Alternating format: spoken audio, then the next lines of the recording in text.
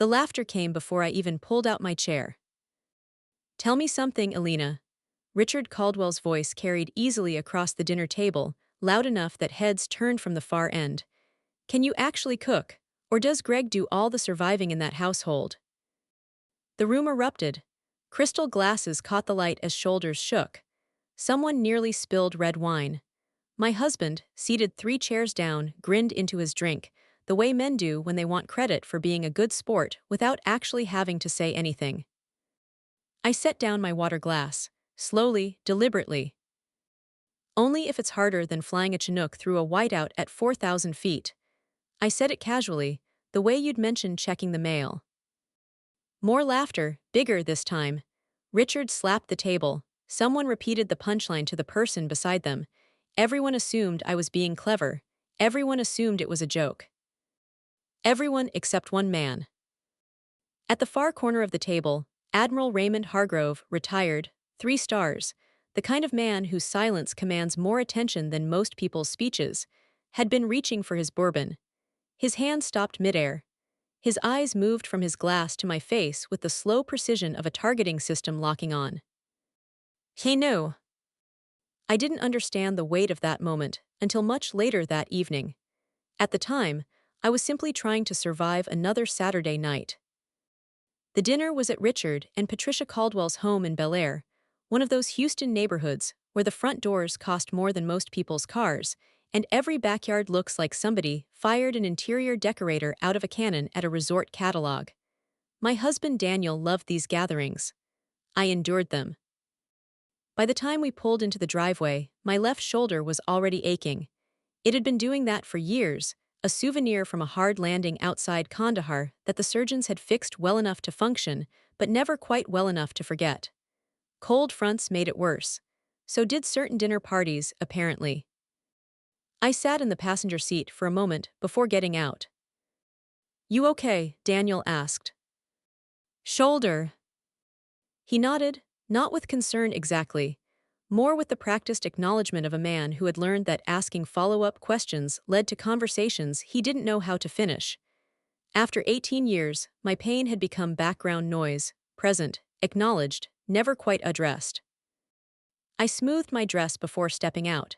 It was a good dress, navy blue, honest in the way good clothes sometimes are, a little snugger at the waist than it would have been 10 years ago. 41 years of living, including 2 deployments, 1 surgery, and several years of rehabilitation fueled primarily by hospital cafeteria food, had left their marks.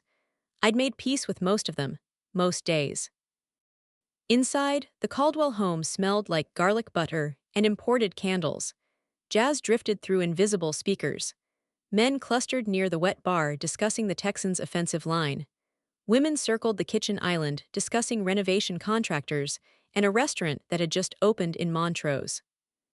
Patricia spotted us immediately. "Daniel, there he is," she beamed, then turned to me. "And Elena, wonderful." Not unfriendly, just ordered. Daniel first, then the wife. Within 4 minutes, Daniel had disappeared into a conversation about commercial real estate. I found myself standing near the island holding a glass of sparkling water, nodding at conversations I hadn't been invited to join. "So what do you keep yourself busy with these days, Elena?" This from a woman named Britt, whose blonde highlights caught the light like a halo designed by a marketing team. "A little of everything," I smiled. She nodded twice and turned back to the renovation contractor discussion. That was the end of that. Dinner itself seated 14 people around a table long enough to host a congressional hearing. The men sat together naturally, gravitation rather than intention. The women filled the remaining chairs. I ended up across from Richard Caldwell, who sat beside a man named Warren Price. Warren Price was the kind of person who had never served anywhere or studied anything formally, but had nonetheless arrived at ironclad opinions about the military, medicine, foreign policy, and apparently helicopter aviation, which he began expounding upon around the time the salad arrived. "Those aircraft are practically autonomous now," he announced to no one in particular. "The computers do everything. I saw a documentary." I took a bite of romaine. "The pilots are more like systems managers at this point," Warren continued. Less flying, more monitoring. I chewed slowly. Then came Richard's question about cooking, and my answer, and the laughter, and Raymond Hargrove's hand frozen above his bourbon glass. After dessert was served, Raymond leaned slightly forward. His voice was low, but the table quieted around it the way water settles when something heavy is placed nearby. Forgive me, he looked directly at me, Captain Vasquez. Every sound in the room seemed to recede. The jazz, the ice clinking, the forks, all of it faded for one strange second. My stomach tightened. Nobody had called me that in nearly a decade. Not Captain, not Vasquez, my maiden name, not the rank I had spent 6 years earning and 4 more years living inside. I managed a small smile. Not anymore, sir. Raymond studied me for one long moment, then he gave a single slow nod. I thought so. He returned to his bourbon, said nothing more. But I could feel the room recalibrating, subtle glances, whispered questions for the rest of the evening. When Daniel and I finally left, I was exhausted in a way that had nothing to do with the hour. Outside, the Houston air was thick and warm. Valets moved cars through the circular drive. Guests lingered near the entrance with their lingering and their goodbyes. Daniel walked ahead toward the car. I was halfway across the drive when someone said my name. Elena. I turned. Raymond Hargrove stood a few feet away. No entourage, just him and the yellow porch light. He handed me a business card. I'd appreciate a call.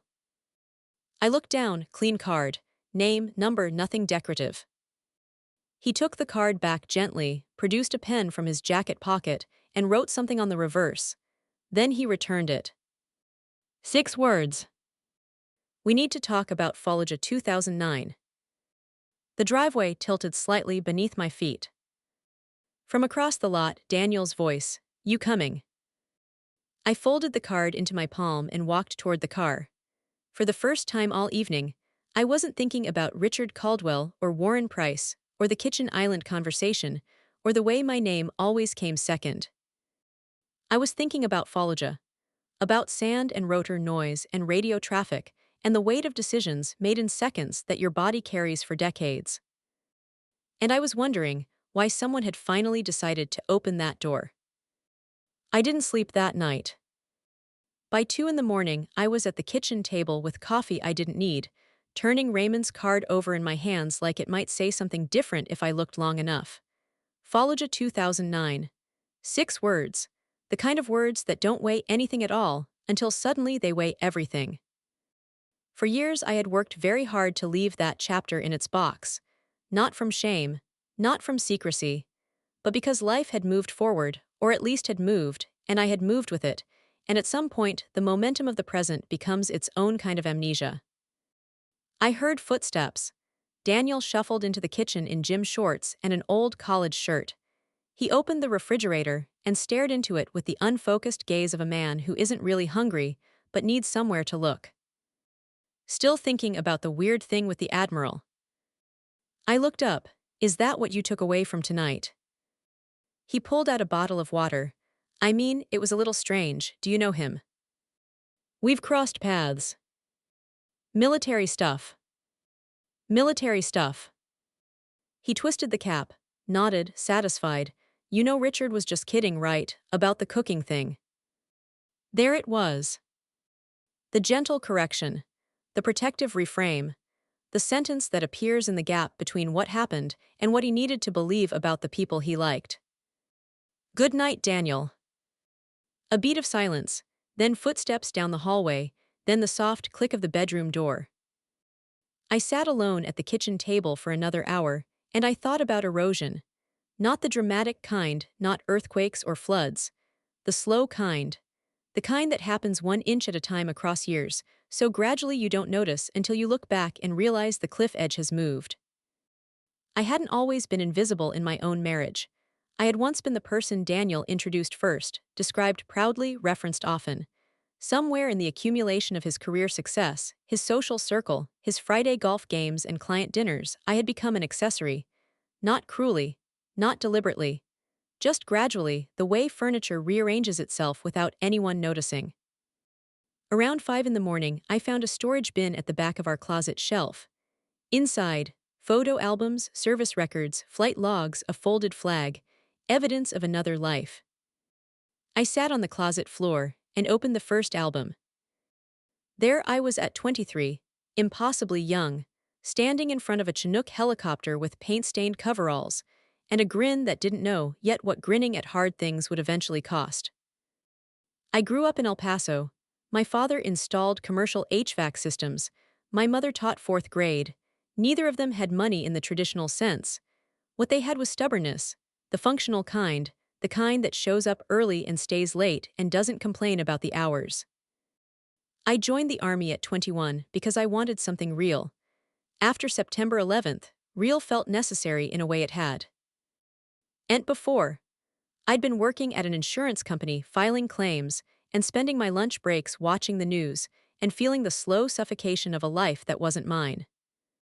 The first time I sat in a helicopter cockpit, something rearranged itself inside me permanently. There is no other way to describe it. The controls felt like language I already knew. The noise, the vibration, the impossible lift, it felt like arriving somewhere I had already been in a dream. The years that followed were hard and honest and frequently terrifying, and the best years of my life. Iraq first, then Afghanistan, night operations, medical evacuations, mountain terrain, dust storms, altitudes that made the aircraft temperamental. Most of the work was unglamorous and essential. And then 2009, Fallujah, the place on Raymond's card. I closed the album. My shoulder throbbed in the pre-dawn quiet. Some memories live in your body, not just your mind. At 9 the next morning, my phone rang. Unknown number, I already knew. Captain Vasquez. His voice was exactly as it had been at dinner. No wasted warmth, no performative friendliness. Admiral, you can call me Elena. Elena, a pause. How are you holding up? Honestly confused. Good, honest is useful. I heard him exhale. I'll be direct. Your mission profile from 2009 is under final review for declassification. Your operation is one of 6 from that period being formally evaluated. I sat up straighter. I didn't know that. Most people don't until someone makes a phone call, a beat. I made several. Why? Because I read the after-action report when it first crossed my desk. I remember thinking someone should say something. Nobody did. Time passed. These things get buried under the next crisis and the one after that. His voice didn't apologize, just stated, I'm trying to correct that. Admirals. Raymond. Raymond, I rubbed the bridge of my nose. I haven't flown in 6 years. I'm aware. I'm not the same person. A pause, then. That's where I disagree with you. I didn't answer. There's a Veterans Military Heritage Foundation hosting a recognition event in Houston next month, he continued. The board is honoring veterans connected to recently declassified operations. Your name is on the list. No. You haven't heard the details. I don't need them. You deserve this recognition. Something sharp moved through my chest. Not anger, something closer to grief. Raymond, I live in a neighborhood where my husband's friends ask me if I can cook at dinner parties. I am not, I stopped, restarted. I'm not that person anymore. Silence, long enough to have weight. Then, you know what tired sounds like, Elena. What? Exactly like you, right now. The words landed somewhere unguarded. Because they were true. I was tired. Not from age, not from injury. Tired from years of compressing myself into whatever space the room assigned me, tired of my own silence about who I had been, tired of carrying something I wasn't allowed to set down. Raymond let the quiet sit between us for a full 10 seconds. Then he said, one more thing, the event has a primary sponsor. Okay. Caldwell Commercial Group. My heart stopped. Richard and Patricia Caldwell. His voice remained measured. Apparently their company has been a foundation sponsor for 3 years. I stared at the kitchen wall. Your husband doesn't know yet, Raymond said carefully. And as of this morning, I don't believe Richard Caldwell has reviewed the full honoree list. The room felt suddenly very quiet. I see, I said. I thought you might. After we hung up, I sat motionless at the kitchen table for a long time. The morning light moved across the floor. A neighbor's lawn mower started up somewhere outside. I want to be precise about what I felt in that moment, because the easy version, the satisfying version, would be to call it revenge.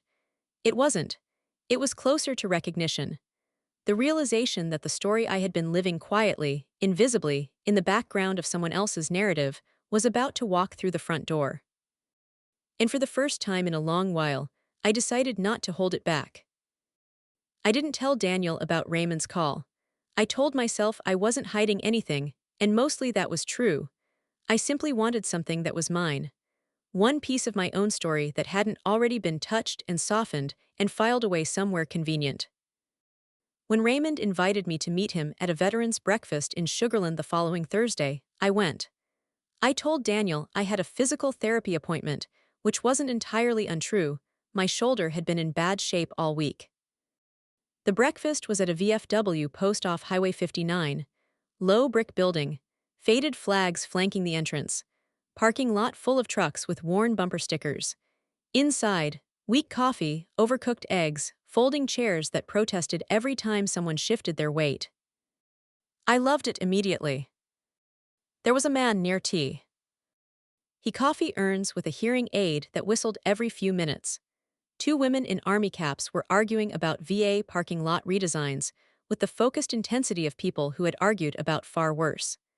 An older Marine with a cane was telling a joke for what appeared to be at least the third time that morning, and everyone around him was laughing just as hard as they had the first two times.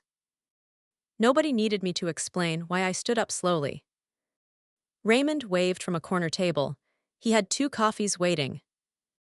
You look better, he said. Lower bar, I replied, sitting across from him. He opened a leather folder and produced several documents. Unclassified, public-facing summaries, he explained. Seeing my name in that font on that kind of paper made something tighten in my throat. You remember the mission, he said. It wasn't a question. Every second of it. Then you know what those men would say if they were in this room right now. I looked away. Outside the window, a truck pulled slowly out of the parking lot. An American flag decal on the rear window caught the morning light. The pilot who stayed, Raymond said quietly. That's what the report called you in the unofficial notes. Don't. I'm not flattering you, I'm quoting documentation. I turned back to him. What do you actually want from me? I want you to stop pretending that evening in Fallujah didn't happen. His voice wasn't sharp, it was patient. Because it did, and the people in that room deserve to have it acknowledged, and so do you. We sat in silence for a moment. The Marine with the cane finished his third telling of the joke. Laughter rippled through the corner of the room.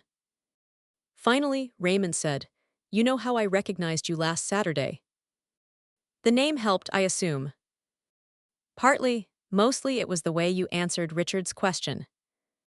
I waited. People who invent military experience always oversell it. Too many details, too much color, too eager. He met my eyes. You said it like someone remembering weather. Flat, accurate, unbothered by whether anyone believed you. I hadn't meant to say it at all. The line had come out reflexively, muscle memory from years of deflecting without deflecting, of carrying something heavy without letting anyone see the weight.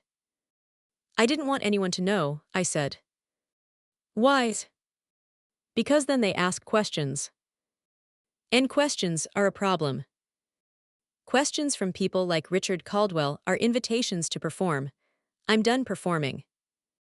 Raymond nodded slowly. Then let me rephrase the offer. Don't do it for the audience. Do it for the record. Do it so it exists somewhere outside your storage bin. I looked at him for a long moment. Then I said, Fine. The weeks between that breakfast and the ceremony were strange in the way that pre-weather can be strange. The sky looks normal, but the air pressure is all wrong. Daniel became more invested in the foundation event than I would have predicted, entirely for the wrong reasons. Networking, sponsorship visibility, potential construction contracts. Every evening he came home with updates about which developers had RSVP'd, which council members were confirmed, how many media outlets had requested credentials. "This could be huge for us," he said one night, setting a folder on the counter while I made dinner. "For Caldwell's group. For us, we're a co-sponsor. Our name is literally in the program." He had still not read the program. One afternoon, I stopped by his office to drop off dry cleaning he'd left in my car. Daniel's company, Meridian Structural Consulting, had outgrown 3 locations in the past decade and now occupied a glass-walled suite in Galleria that smelled like fresh carpet and ambition. His assistant waved me back. "He's on a call, but you can leave things in his office." I pushed open the door and stood for a moment inside the room that told his story. Framed magazine features, Regional Business Award, photo with the mayor, a shadow box containing his old Army uniform, patches from his 2 years of domestic stateside service, displayed with the gravity of a combat veteran's memorial. I looked at that shadow box for a long time. Daniel had served. I want to be fair about that. He wore the uniform, completed his obligation, served honorably. But I had watched him over the years allow comfortable assumptions to form around that service, assumptions he never corrected, implications he never challenged. At cocktail parties, he had learned that modest silence in response to "combat guy" read as confirmation rather than correction. He had learned to let the silhouette of a soldier stand in for a more complicated truth. Meanwhile, the photo of me in my flight suit, the one that used to sit on his credenza, was gone. I noticed its absence the way you notice a missing tooth, the space where it was felt wrong in a specific, functional way. I checked our shared photo archive that evening. Some files remained: vacations, holiday gatherings, Daniel shack. Ing hands with donors. But the cockpit photo was gone. The promotion ceremony images were missing. The photo taken after we returned from Afghanistan, the one where I looked so exhausted and so real I barely recognized myself, had been removed. Not all my military photographs, just the ones where I looked like someone who couldn't be dismissed. Daniel came in while I was staring at the screen. "Want to order Thai?" I closed the laptop. "Sure." Because sometimes the marriage is exactly that. A woman who has just discovered the shape of her own erasure, and a man asking about dinner, and the strange, ordinary evening that continues anyway. 1 week before the ceremony, we attended a garden party at the Caldwells. Warren Price found me by the hors d'oeuvres table. "Elena, our aviation comedian." He pointed a shrimp at me. "You know those Chinooks are basically flying buses. The avionics do everything now." I tilted my head. Have you ever auto-rotated a twin rotor through a dust storm with zero visibility and a hydraulic fault? Warren blinked. "Well, not personally."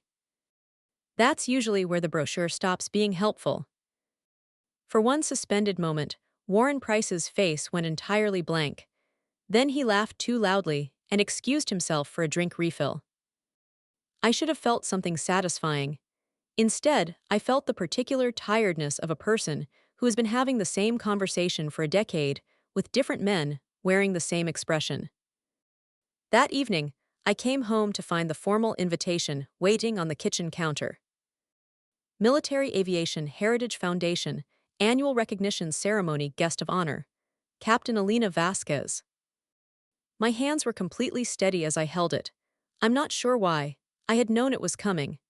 And yet seeing my name, my real name, my rank, the title I had not used in years, on heavy cream paper under a foundation letterhead did something quiet and significant to my chest. At the bottom of the page, in the sponsors list, Caldwell Commercial Group, premier sponsor. I sat down at the kitchen table. The house was empty. Evening light came through the windows at a low angle, striping the floor. I held the invitation for a very long time, not planning, not plotting, just sitting with it, the way you sit with something that is both long overdue and somehow surprising anyway. I want to be clear about something. I had no master plan. What I had was exhaustion and honesty, and a retired 3-star admiral who had made some phone calls. For several days I went about my ordinary life. grocery runs, insurance paperwork, my shoulder PT appointment, a real one this time. I folded laundry, I made coffee. I had a conversation with my mother in El Paso about her neighbor's new fence, nothing dramatic. The only difference was what I carried internally, a quiet knowledge, a sealed envelope that had not yet been opened in Daniel's direction. Some days I thought I was being passive-aggressive and should simply sit down and tell him everything. Other days I thought I had spent 18 years rushing to protect Daniel from discomfort, and perhaps he was capable of handling truth without a cushion this time. A week before the ceremony, I met Raymond for coffee near Rice University. We sat outside at a small cafe populated by graduate students and people old enough to have stopped caring what anyone thought of their coffee order. "You look troubled," he said, in the way of a man who had spent decades reading faces across briefing tables. "I keep wondering if I'm doing this wrong." "Doing what wrong?" Not telling him, I stared into my cup. Part of me wants Daniel to feel what I've felt. That's not exactly a noble motivation. Raymond stirred his coffee. He did not rush to reassure me. There'd only be shame in it if you built your life around that feeling. A passing reaction is human. I nodded slowly. He looked out toward the street. Students cycled past.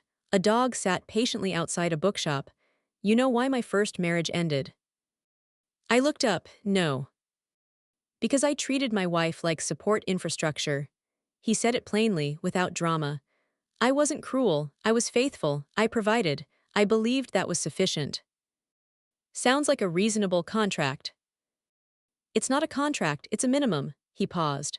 "I assumed she'd always be there. I treated her work, her identity, her history, as footnotes in my own chapter." He was quiet for a moment. "She left eventually. I spent years after that understanding that a man can do real damage without ever raising his voice or breaking a vow." I said nothing. The comparison didn't need pointing out. "What destroys a man," Raymond continued, "isn't being held accountable, it's refusing to grow after." He looked at me steadily. "Daniel may surprise you. Or he may not. Either way, you'll know." The ceremony was held at the Air and Space Center downtown, a building whose lobby featured a full-scale aircraft suspended from the ceiling and a light quality that made everyone look slightly historic. Nearly 300 people filled the main hall. Veterans, families, foundation donors, city officials, 2 state legislators, a camera crew from the local NBC affiliate. American flags lined both sides of the entryway. Volunteers in navy blazers guided guests toward their seats with the practiced calm of people who had done this before and understood its weight. I arrived early. My hands were steady, my shoulder ached, my dress was the right dress. Raymond found me near the entrance. "You look nervous." "I am nervous." "Good," he straightened his cufflink. "Means you're taking it seriously instead of performing it." I appreciated that distinction more than I could explain. Daniel arrived with Richard and Patricia Caldwell, Warren Price, and 3 business associates I recognized from firm events. The moment Richard spotted me standing beside Raymond, something moved across his face in sequence: confusion, recalibration, the beginning of something uncomfortable. Daniel approached me separately. His smile was the careful kind, the kind men deploy when they're not quite sure what's happening but want credit for being gracious about it. "You look beautiful," he said. "Thank you." Raymond shook Daniel's hand with the precise warmth of a man who had no quarrel with him personally and no illusions about the evening ahead. We took our seats, the lights dimmed, the program began. Several veterans were recognized first. A scholarship was announced. A moment of silence was observed for those lost. Then Raymond walked to the stage. The room settled in a way rooms do when they recognize authority that doesn't announce itself. He spoke about service without romanticizing it, about duty without making it abstract. He spoke the way men speak when they've actually been present for the things they're describing, with specific weight, without decoration. Then he moved into the story. Fallujah, 2009. A joint extraction operation. A deteriorating situation on the ground. Communication gaps. A weather window closing faster than projected, Americans who needed extraction, a pilot who had every operational justification to turn back and didn't. I felt my pulse in my throat. Raymond never used the word hero. I respected that. Heroes exist in clean narratives. What actually happened in Fallujah in 2009 was chaotic and terrifying and involved people doing their jobs well under circumstances that made their jobs nearly impossible. That is not the same as heroism. It is its own worthy thing, and it does not require the costume. The pilot involved, Raymond said, his voice carrying through 300 people without effort, spent years not mentioning it. Not because of false modesty. Because she moved on, the way soldiers do, and the world moved with her, and eventually the record got quiet. Nobody in the room was checking their phone. The record should not stay quiet. He looked toward my table. Captain Elena Vasquez. The applause started before I reached my feet. By the time I was standing, 300 people were on theirs. The sound was physical, it pressed against my chest, it filled the specific empty space that had been growing there for a decade. I looked toward Daniel's table. Richard Caldwell's expression was the expression of a man who has just understood a joke that was not meant to be funny. Warren Price looked like someone had unplugged him at the base. Patricia Caldwell had both hands over her mouth. Daniel looked devastated, not with me, with himself. That was the difference, and it mattered enormously. Raymond handed me the award, a simple plaque, nothing ornate, and stepped back. 300 people waited. I am not a natural speaker. I want to say that clearly, because everything that followed came out the way real things come out, imperfectly, without rehearsal, from somewhere underneath the prepared version of yourself. I said I didn't know how to give speeches. A few people laughed, the tension released slightly. I said nobody does these things alone, and I meant it. I talked about crew chiefs and mechanics and medics. I talked about the people who kept the aircraft flying so that the person inside the cockpit could focus on the 50 other things that needed focusing on simultaneously. I talked about families who carried invisible weight. I talked about the people who never came home. I kept it short, I kept it honest. When I finished, the warmth in the room felt different from applause. More personal, less performance. Afterward, in the current of handshakes and photographs and conversations, I watched the evening collect its meaning. A reporter caught Richard Caldwell near the bar. I couldn't hear the exchange, only pieces. Did you know? Your firm's sponsorship. All along. Richard answered with careful sentences and a loosened collar. Then he attempted a joke, something about how he'd always suspected I was more than a dinner guest, and it landed in absolute silence. Not one person laughed. Not one. Raymond happened to be passing within earshot. He looked in Richard's direction once, the way experienced people look at things that disappoint them, and Richard suddenly became deeply interested in the tablecloth. Warren Price found me 20 minutes later. He looked genuinely uncomfortable in a way that wasn't performative, and I respected that. Elena, he said. Warren. He shifted his weight, opened his mouth, closed it, then, I owe you a real apology, not a polished one, an actual one. I waited. I talked about aircraft like I knew something. I didn't know anything. He met my eyes, and I'm sorry. I tilted my head. The Chinook does have good avionics, actually. He blinked, then surprised us both by laughing, a real laugh, the kind without armor. I deserved that, he said. A little. We shook hands, not friends, but something honest which was worth more in that moment. I found Daniel in a corridor off the main hall, standing alone near a display case of vintage flight instruments. His tie was loosened. He was staring at a compass mounted behind glass, with the focus of a man who needed something small and mechanical to look at. I stopped a few feet away. We stood in the low hum of the building's ventilation system and the distant murmur of 300 people, and I waited. Finally he turned. The look on his face was not what I had expected.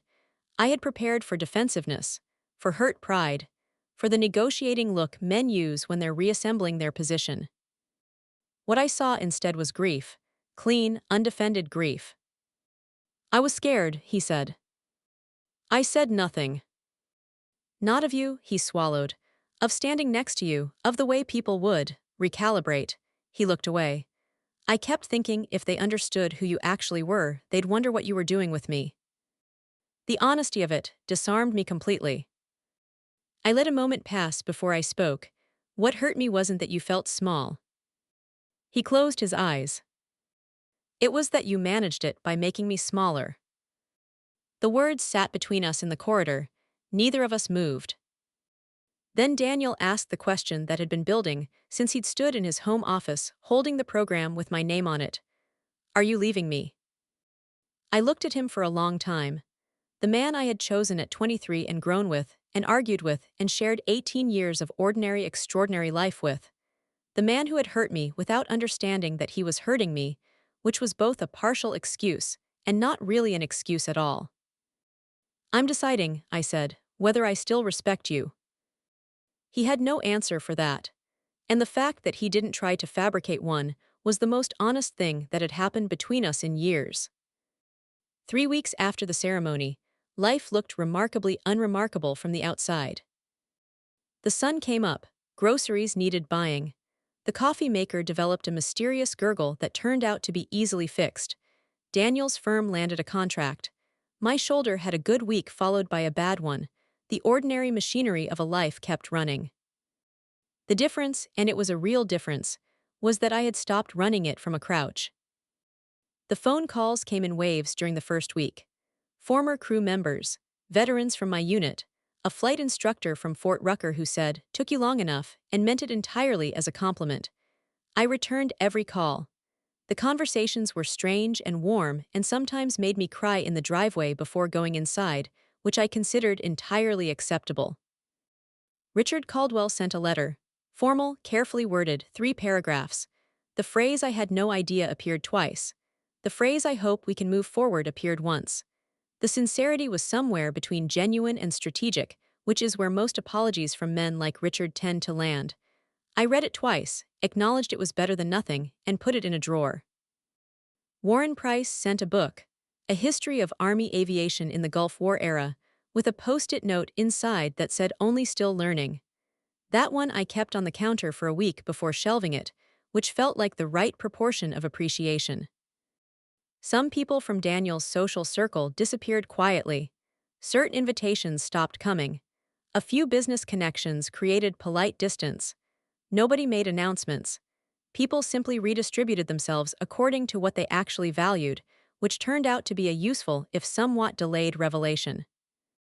I did not miss any of them. Daniel started seeing a therapist. Not because I issued an ultimatum, I hadn't. He announced it one morning over coffee with the expression of a man approaching something he would rather not approach, but has decided not to avoid. The sessions apparently involved a great deal of uncomfortable self-examination. He came home from the first few looking like he'd gone 7 rounds, with an opponent he couldn't hit back. One evening he sat down across from me at the kitchen table and said, "I have a habit, apparently, of treating the people I love like supporting characters." "Apparently," I said. He smiled slightly. "The apparently is fair." Then his expression shifted into something more serious. "I didn't know I was doing it. I want to be very clear that I actually didn't know." He looked at me steadily.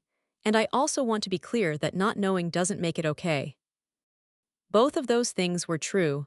The first didn't cancel the second, and the second didn't erase the first. That's the complicated arithmetic of damage between people who love each other. Whether Daniel changed permanently was not a question I could answer that evening. But he was finally in the room with the question, which was more than he had been before. I started attending a monthly gathering of female veterans in Sugarland. The group met in the back room of a barbecue restaurant that served excellent ribs and kept the coffee strong enough to make structural decisions by. About 15 women showed up each month: Army, Navy, Air Force, Marines, different decades, different stories, the same recurring themes. We talked about everything: joint pain and retirement paperwork, and the experience of feeling 25 in your memories while your knee files its own separate complaint. We talked about the strange double life of women who had done significant things and then returned to a civilian world, that seemed structurally uninterested in hearing about them. We talked about our children and our marriages and the VA and the dreams that still woke us at 3 in the morning. Nobody there treated me like a guest of honor. Nobody treated me like a cautionary tale. Nobody asked what Daniel did for work, or whether I had kids, or what I kept myself busy with these days. They just talked to me. I cannot adequately explain how much that mattered. One afternoon after a meeting, Raymond joined me for lunch at a barbecue spot he had driven 40 minutes for, which told me everything I needed to know about his priorities. We sat at a sticky table with paper napkins and ate brisket that was worth every mile. "You seem different," he said. "Lighter," I said. He nodded. "I've been thinking about what happened at the ceremony." The standing ovation, or Richard Caldwell's face when nobody laughed at his joke. Raymond smiled, just barely. "I've been thinking about what you actually did." I waited. "People keep saying you got your recognition, got your moment." He cut a piece of brisket carefully. "I don't think that's the right frame." "What's the right frame?" He looked up. "You recovered evidence." I stared at him. "Evidence of yourself." He set down his fork. "Not the version that got trimmed to fit into cocktail party conversations, the actual record." He met my eyes. "The ceremony didn't create something new. It surfaced what already existed." I sat with that for a long moment. He was right. I hadn't become someone new that evening at the Air and Space Center. I hadn't earned something I hadn't already earned. What happened was that a true thing, a documented, verifiable, irreversible true thing, had been spoken aloud in a room full of witnesses.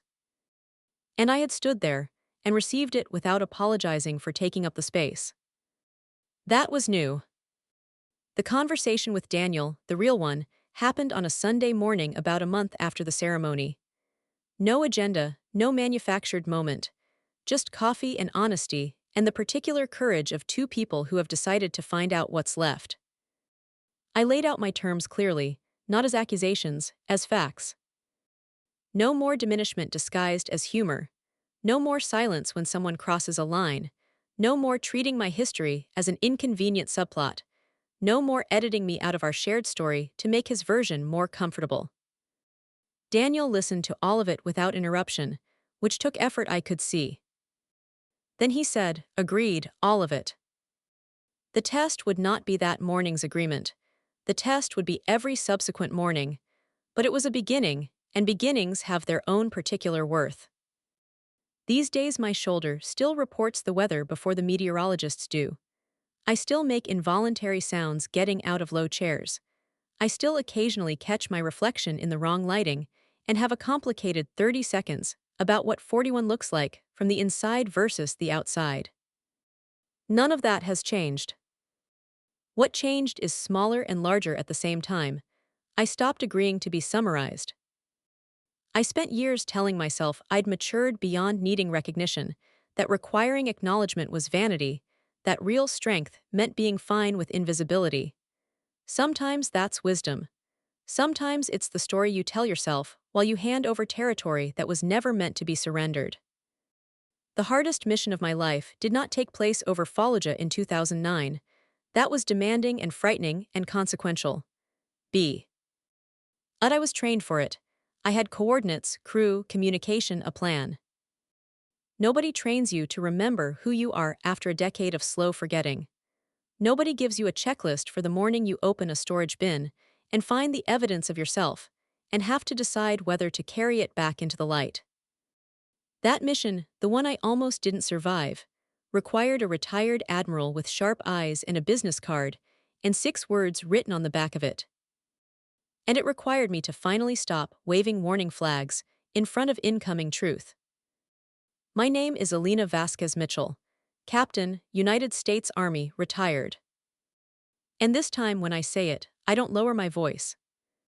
If you've ever looked up from your life and realized that the person you were, the real, full, capable, documented version of yourself, has been quietly edited out of the story, I want you to know something. The record still exists. Somewhere in a storage bin, in a folder, in the memory of someone who was there, the evidence is waiting. Go find it.